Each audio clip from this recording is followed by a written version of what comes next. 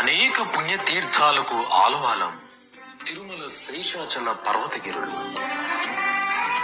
తిరుమల పుణ్యక్షేత్రానికి సమీపంలో నెలకొని ఉన్న తీర్థాలలో ఎంతో పవిత్రమైనది రామకృష్ణ తీర్థం. మాఘశుద్ధ పౌర్ణమి నాడు రామకృష్ణ తీర్థం ముక్కోటిని ఎంతో వైభవంగా నిర్వహిస్తారు. ఆ రోజు తిరుమల శ్రీవారి సన్నిధి నుండి ఆలయ అర్చకులు పూజా సామాగ్రితో సంప్రదాయబద్ధంగా రామకృష్ణ తీర్థానికి తరలి వెళ్లి శ్రీ రామకృష్ణులకు విశేష అభిషేకాలు, పూజలు నిర్వహిస్తారు.